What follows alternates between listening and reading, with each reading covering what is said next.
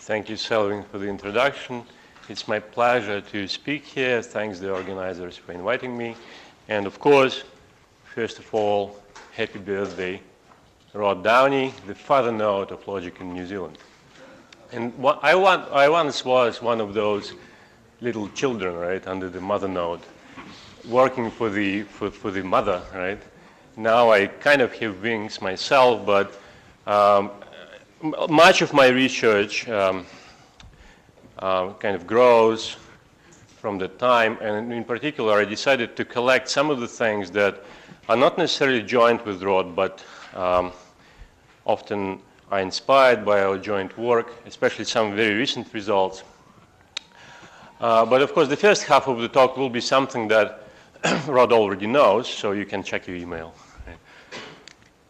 Introduction. So the main idea behind this talk is that we want to approach classification problems in computable algebra from the perspective of pure recursion theory, not from the perspective of definability in the style of Ash and Knight, but we will be using some of it, of course, and not through algebra. That would be like a Russian approach, do lots of algebra and sometimes do some finite injury. Now, it seems that these approaches do not, I mean, they have reached certain limits in certain classes, and we need a new idea. We want to attack the combinatorial core of the problem itself, try to separate it from algebra and see how far we can get. And the main tools will be limit-wise monotonic approximations, priority arguments such as zero-triple arguments, and various tricks separating algebra from combinatorics. So the key definition, the main definition of this talk is the following. A function f is limit-wise monotonic. The function goes from omega to omega plus the symbol of infinity. It's limit-wise monotonic if there exists a total recursive function g of two arguments such that f of x is the supremum of g of x by the second input for all input x. Of course, if we forbid infinity, then it just gives a special, or probably special, subclass of delta 2 functions. And the difference is that my approximation can only sort of increase, cannot go back. So, you know, tame-looking definition, and why do we care, right? Limit-wise monotonic functions show up in various contexts. For example, computable equivalence structures. Well, of course, it's not interesting, right? Computable equivalence structures are not interesting, are they? Linear orders, a lot, actually. Additive representations, shuffle sums, initial segments, etc., etc. They kind of serve as a technical tool. Also, of course, abelian groups, and I mostly will be speaking about commutative groups in this talk, but not only. Also, models of Aleph not one categorical structures, and many other things that, computable things that kind of grow as you build them in some regular way. And this limit-wise monotonic function basically reflects the growth. That's what it is. Actually, there is much to say about these things, although they look kind of tame. And the reference is a survey by Downey, Kach, and Turetsky, and also our joint paper with Kalimulin and Husainov. But of course, the materials of this talk will include something which happened after these two papers. And I have to say that even though we kind of know a lot about limit-wise monotonic functions, they are not very well understood. Okay, so of course, as I mentioned, there is a naive thought that there is not much to say about computable equivalence structures, right? Because they are useless and elementary and trivial, and not interesting, right? Of course, it depends on how you look at them. If you look at them from the perspective of algebra, they are indeed trivial, right? You just know the classes, the sizes, you know the structure. But if you look at it from the perspective of computability theory, it changes a lot, because a computable equivalence structure is essentially a limit-wise monotonic function. Or if you like, an approximation for sigma to multiset. So of course, you know, sets, countable sets, subsets of natural numbers are algebraically trivial, but somehow Turing degrees and lattice of C sets are not. So it depends on what kind of questions you ask. So let me, in the first part of my talk, let me illustrate the power of equivalent structures, although it sounds very strange, where they're used to show that a certain problem, which I will state, is very hard, in the sense that I will explain. Okay, so if you are not familiar with some basic abelian group theory, just believe me that countable abelian P groups can be viewed as layers sort of equivalent structures or multisets living on a tree. And I made this little picture for you. So think of a usual subtree of the Bayer space. And so these nodes here, the black ones, have finite tree rank. The purple ones have tree rank omega or maybe less than omega plus omega at least. And these guys, the red guys, will have tree rank, so each of them will have infinitely many purple guys below, with lengths increasing. So what I mean by layers of equivalent structures is that somehow a countable P group can be classically represented as a tree where the tree reflects the divisibility inside the group. And now you can kind of strip off all the finite chains from the tree, put them aside, calculate lengths and repetitions of each given length. And this will be basically an equivalent structure. And you say, oh, this is the first, or the first invariant of my group. Then you repeat the same with the purple things. You strip them off, and you put them into another equivalent structure. And this is my second invariant. And you go all the way up to some countable ordinal. Of course, it must terminate. And then the collection of all these G0, G1, G2 will be the collection of my Ulm invariants. So I kind of put it onto the slide, but I'm going to skip it. So this is exactly what happens. Of course, to show that these invariants describe the sequences describe all possible groups, and showing that any group can be represented by a tree, it requires quite a bit of work. It's not that bad, but probably 30 pages of stuff, right? But it was known long before we started looking at computable aspects of such groups. And of course, strictly speaking, these Ulm factors, these are called Ulm factors, right? First, second, third. These Ulm factors are strictly speaking direct sums of cyclic P groups, but there's little difference with equivalent structures. So think of them as equivalent structures. Or the same as to say, if everything becomes computable, these are probably limit-wise monotonic in some sense. In the following sense, about 30 plus years ago, 35 years ago, Hisamiev and independently Ashnight and Oates showed that for reduced means that the tree is well founded. Okay. For a reduced abelian P group G of finite Ulm type M, the following are equivalent. G has a computable copy. All these Ulm factors are respectively, computable, 0 double, 0 to 4, etc., up to 0 to 2M. And notice there is no uniformity here. So of course, each of these Ulm factors are essentially is essentially a limit-wise monotonic function. So we're really talking about a finite collection of limit-wise monotonic functions, but the next one is relative to, 2 jumps over the previous. And of course, the problem that they left unresolved was what happens when the Ulm type of G is omega. I should actually comment that there's a complication with this result. Hisamiev published it, but his proof wasn't quite right. And Ashnight, Oates, they actually didn't publish the result. So the only place which is published, the only source which is published and has a certain, at least an outline of their proof, is actually our joint paper with Roth and Selvin on this stuff. Okay, this result. So, it's of course informal. I will clarify it. Essentially, we show that the case of Ulm type omega, so we don't have finitely many of these G's, right, slices, but omega many, is very hard or as hard as it could be. So what we actually proved is that given a computable group G like that, calculating the index of its nth limit-wise monotonic function, which is itself relative to 0 to n, requires 3 more jumps relative to its level. Okay, so what, you may ask?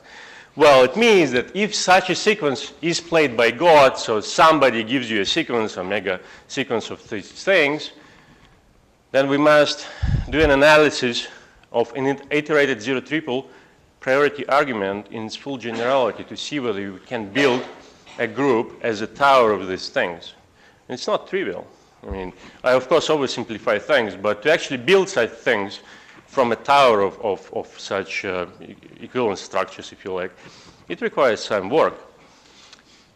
So we need to look at iterated zero triples in probably their full generality in some way, or some sense, to either build a copy of G from such a sequence, or maybe construct a counterexample. The problem is, of course, that our proof of this result was the first known example of an iterated zero triple, like in nature, right? That I have seen. Have you ever seen, Julia, an iterated zero triple? Because usually we iterate zero double, right? But zero triple. So we actually have to play a pi 03 outcome and somehow, nest them. So basically what it says, the theorem says that we are not clever yet enough to attack this question. We need new techniques. And have you noticed that was all about equivalent structures? So again, depending on what you do, equivalent structures can be kind of complicated, can be very trivial. I hope I at least convinced you that complicated, maybe not the right word, but useful, definitely. Okay, so that was known. Let's see what you can, of course, say. All right, so the complexity of this comes not from equivalent structures themselves, right? It's more like how they are nested. And maybe if you look at the equivalent structures on themselves, they're still quite trivial. And this is what I thought myself, but we'll see. So the next part of my talk is about Friedberg enumerations. So suppose you have a class of countable algebraic structures, and the following definition: a computable enumeration of structures in the class K is Friedberg if it is one-to-one up to isomorphism type. It's like kind of a classification of things in your class. So there is the first guy, the second guy, the third guy, and you have a uniform enumeration, and there is no repetition up to isomorphism or up to some other property that you chose to distinguish an element in your class. And it's a very natural definition. It goes back to Friedberg, obviously, but very few classes admit a Friedberg enumeration.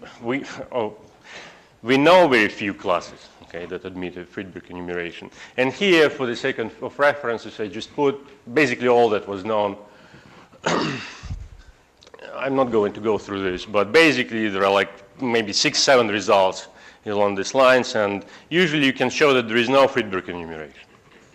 Very, very rarely there is. And it's a very strange looking question, I thought, when I first saw it, asked by Goncharov and Knight in their paper on classifications and structure and anti-structure theorems in computable mathematics. Is there a Friedberg enumeration of the class of computable equivalent structures? And computable equivalent structures are trivial things.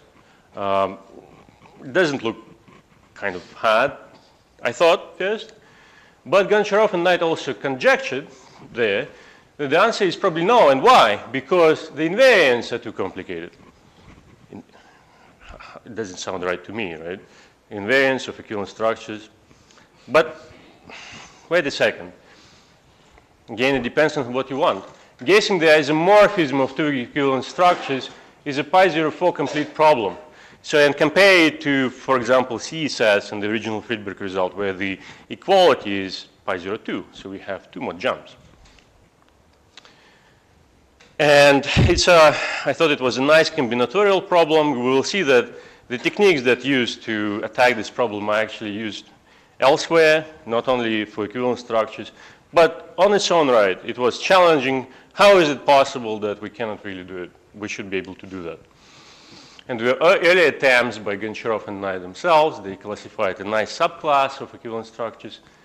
And by Miller, Russell, Karen Lang, and Steiner, also a partial result.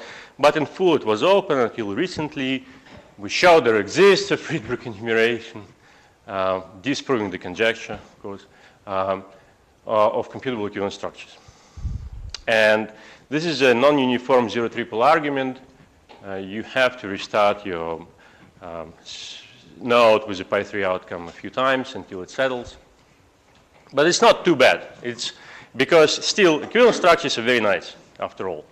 Lots of things can be put in aside and kind of recycled and as a garbage. So it's not too bad. Of course, after all, I'm not that interested in equivalent structures themselves. I want to push these results to the class I've been studying for maybe 7 or 8 years. It's the class of abelian groups. And it would be nice to extend the result, at least the previous result, to abelian P groups. What are the obstacles? Well, we know that reduced abelian P groups of a fixed Ulam, finite Ulam type do not have, it stops, right? But we know that this class doesn't have a Friedberg enumeration as it follows from a certain observation. It's not very hard to see. So we can't hope to get a Friedberg enumeration of reduced groups like that. And recall, reduced means that the tree is well-founded. But quite interestingly, if we drop reduced or well-foundedness, we can produce an enumeration, which is one-to-one. And it's very fresh, and still there is steam coming off it. A theorem we're joined with Selvin. I'm confident it's okay. It has to be, of course, written formally, but I don't see any problem. So for every fixed finite m less than omega, there exists a Friedberg enumeration of all computable abelian P groups of Ulm type less or equal than m, right? So reduced, no way. Non-reduced, you can. It's a technical reason behind it. And also, I think the second part is nicer. There exists a Friedberg enumeration of all computable abelian P groups of all finite Ulm types. So everything is there, like m plus 1, 5, 17, all in a giant list, no repetitions. How would you do that? Well, first of all, I want to mention this is probably the first non-trivial and natural algebraic class with the Friedberg enumeration. All the previous results were kind of tame classes, some little things. That is, to my knowledge, the first non-trivial class with its property. The proof, again, is technical, but what helps is the previous result in equivalent structures. We use it as a black box, and we also take the proof, slice it into pieces, combine it with some group theory, and somehow, because we can separate the combinatorics from group theory quite a bit, it's not too bad. It's still, it still needs some work, but it's based on the previous work. So it's not too bad. Okay, so this is why equivalent structures are useful. Another application of equivalent structures also helps us to make progress in a very old problem, which goes back to Maltsev, 60 years. Of course, the structure is computably categorical, has been defined several times. It has a unique computable copy up to computable isomorphism. And in the 60s, Maltsev was asking for a description of computably categorical abelian groups. So Maltsev, was himself basically more of an algebraist, and he was basing his career, especially his early career, on algebraic properties, or study of the algebraic properties of abelian groups. So it was his favorite class of groups. And that was one of his first questions to ask about computable algebraic structures. And of course, it was mostly known inside the former Eastern Bloc. But some results were also obtained independently, because the question is natural, by experts outside. We have nice satisfactory classifications for some broad subclasses. for P groups, for torsion-free groups, for infinite rank, not necessarily torsion-free anything. But we still have, after 60 years of work, we have two missing cases, the torsion case and the scary case of mixed or finite rank. So I'm going to focus on the first missing case, the case of torsion commutative groups, and try to obtain a description of those which are computably categorical. Of course, when Selin and I started to look at this question, we asked ourselves, what would be considered a good classification? What if, it's terrible? What would be considered a satisfactory description at all? You see, it's not very difficult to show that there exists a computably categorical, but not relatively computably categorical torsion abelian group. I don't want to define what relatively CC means. Massey defined it in his talk. So if you already know it, it's okay. If not, then I just say that since it talks about a certain internal property of the structure, there shouldn't be any algebraic description of computably categorical torsion groups. Why? Well, we haven't seen any natural class where some algebraic property, dimension or something, wouldn't work in the non-computable setting. It's very hard to imagine. So we shouldn't really expect an algebraic description. Again, why? Because if we had an algebraic description, why couldn't we apply it to the non-computable group and get the same thing? So since we can't really hope for an algebraic description, it doesn't matter nice or not, just in terms of algebraic structure, we decided to look at the index set of computably categorical torsion abelian groups. Okay? And you measure the complexity of this index set and you somehow measure the classification problem. And the lower down, the more you think it's a positive result. Of course, the crude upper bound is pi 1, 1. Right? You just say, for everything that is isomorphic, it's a pi 1, 1 statement. And using known techniques, including definability techniques and things, we can push it down to pi 0, 5, which is already quite good. But no known techniques seem to help in proving that it's either complete at this level or maybe push it down further. So it was very strange because we thought we had it, and then of course we didn't, and we struggled. And at the end we have this kind of surprising result that the index set is pi 0, 4 complete, which means that it's just one quantifier up from relative computable categoricity. If the relative computable categoricity things have index set sigma 0, 3 complete, and we know there is an example of something which is not relatively computably categorical. And it's very tight, right? It couldn't be lower in some sense. So we know there's it's a natural class where these two notions are very, very close. And this is why it is so hard to actually produce a sharp description of this index set. The proof itself, so hardness of pi 0, 4 isn't very hard. It's an infinite injury thing, but it's standard. This is the proof of pi 0, 4, so the upper bound. That was the challenge.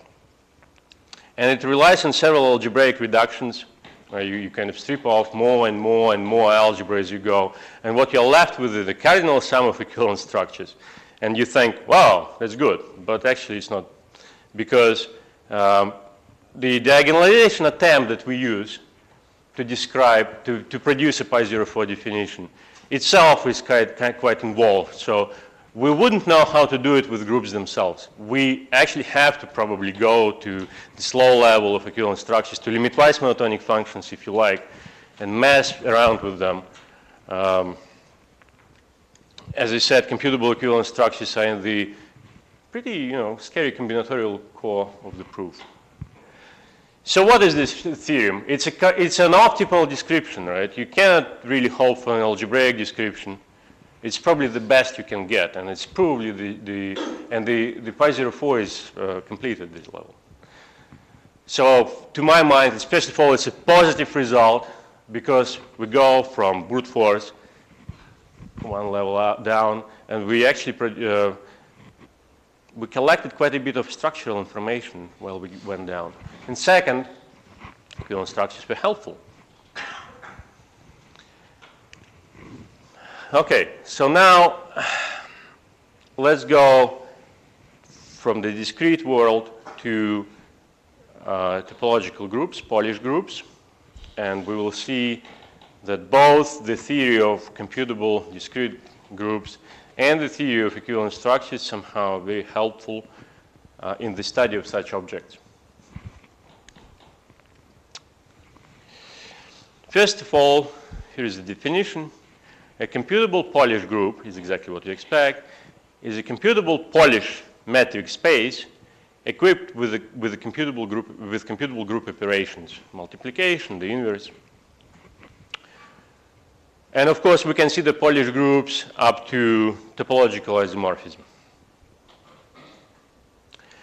Now, suppose you have a natural, your favorite class of Polish groups, such as, for example, connected compact groups, second countable.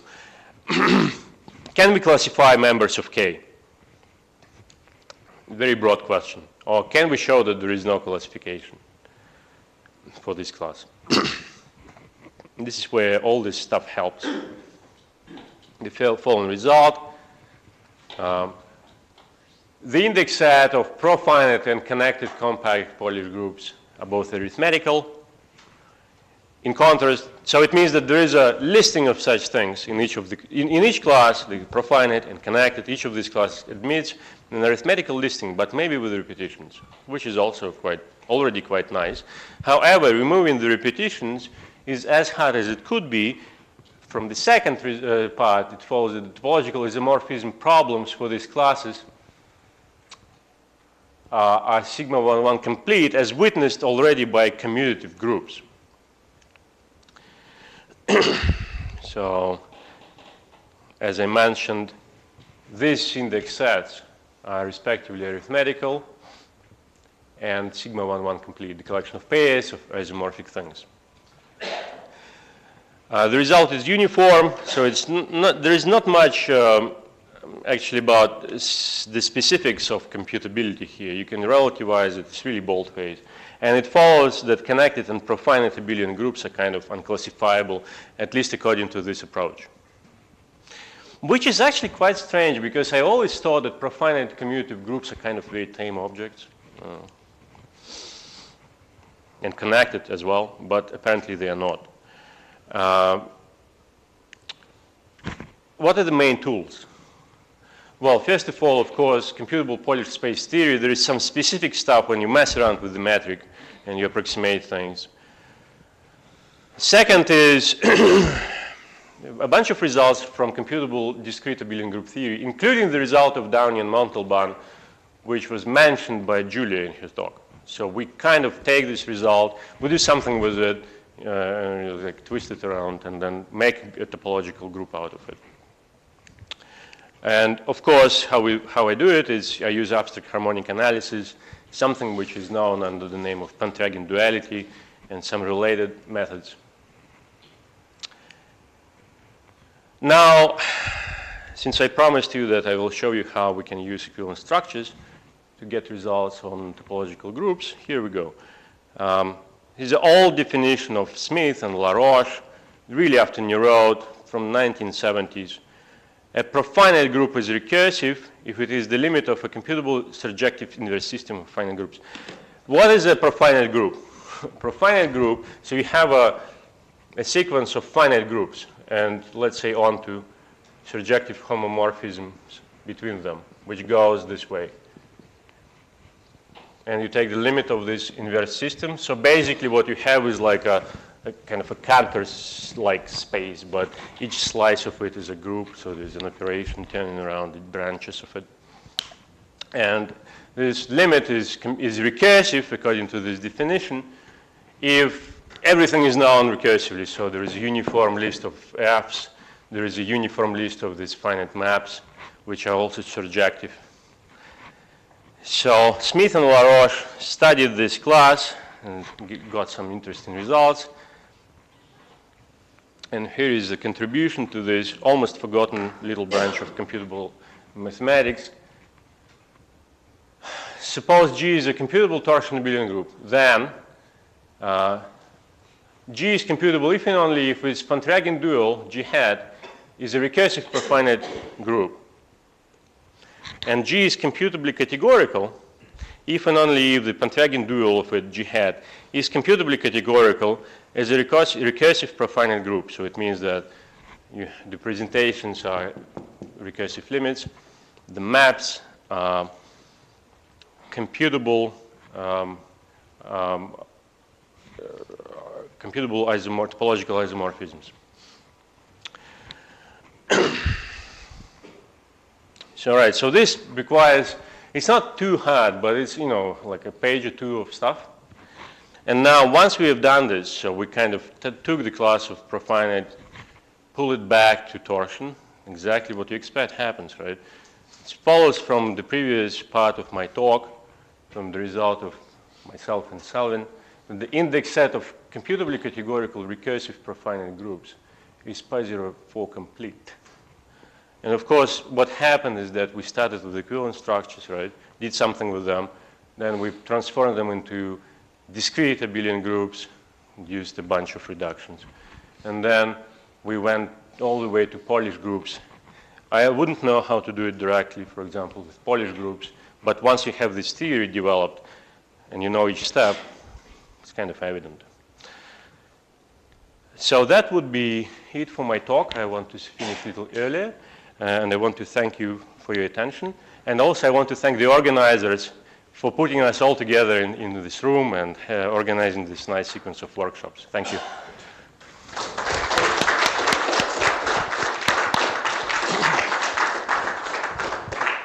Any questions?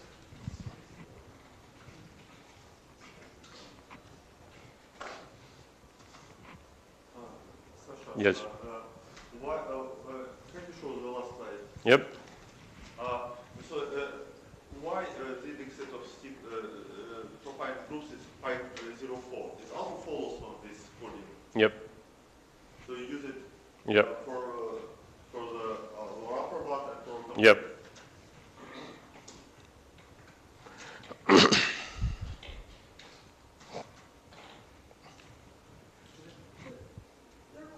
Results that follow from results from enumerations of families of sets, and some from enumerations of families of functions.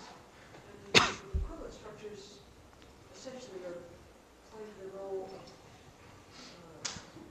enumeration of family of functions. How many equivalence classes of this size and this size and this size? Yep.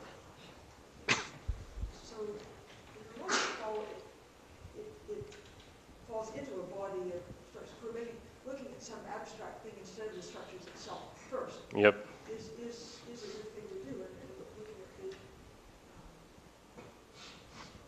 pi04 completeness, I guess it's really on these enumerations of the appropriate families of functions that Yeah. So what happened in that proof is that we stripped away all the algebra, and we were left with cardinal sums of equivalent structures with a very strange notion of morphism.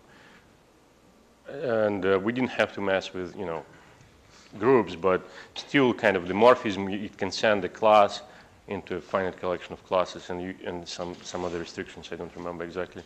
So it seems that every time you want to solve something which seems to involve primitivized spontaneity, you need something new. So it's a big question whether we can kind of develop a consistent, nice, general theory and then, have these applications. Every time you do something, you have to do something new. So it's something to do in the future.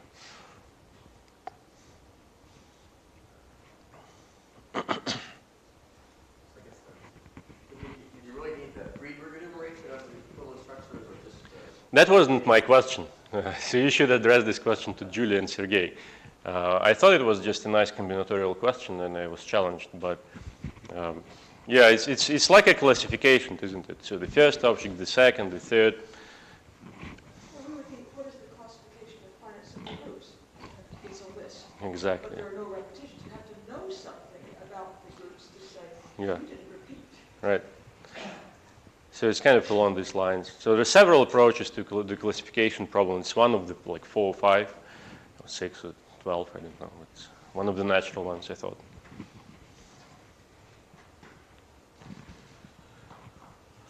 Anyone else? Thank you, Professor Lee. So, the organizers would like to thank all speakers for coming and giving such great talk. Actually, one of the things we do is, yeah, we will make a volume from work scientific, and we need all of the contributions. So we will have volume 2 for rock testing, right? And that's right. Yeah, the first volume is in robotic, is towards the second volume. What is the deadline? I think usually it's a half a year, like when you have Okay. give you some time to write and we expect your submission like in half a year. We'll send more details out. Yeah. Save some people. Okay, То же самое продолжение того, что выделали, или это что? Ну, это как бы, что мы делаем, когда? Нет, вот этот сборник. Это в прошлом. Да. То есть нас туда не надо. Ну, не обязательно. Не обязательно, это странно. Very flattered by the whole experience. Also, I was really pleased to see lots of my friends come here and hear lots of really good talks. I mean, I learned lots of things here. I hope you did. And thank you all very much for coming. And I'd certainly like to thank the four organisers of this whole thing and chat. I guess the final. So for all really that happened, and actually there was a remarkably smooth and efficient bit of organisation when it all came down to it. And also the IMS staff, I think Eileen Hand, we all know that she was extremely efficient, and that was a great thing. So, what else can I say? Spazzy-bo. And your birthday is actually sometime next week. It's sometime next week. And that's if right. you will go to Japan for another celebration event, just after this. No, Right. Yes. Well, I haven't really told them, but fortunately the birthday actually occurs on the night of the banquet. Oh, wow, that's So there's a computer science meeting on using logic to design algorithms, and it's at this center in Shonan. Previously, I was using that years ago. Okay, Ross, happy birthday.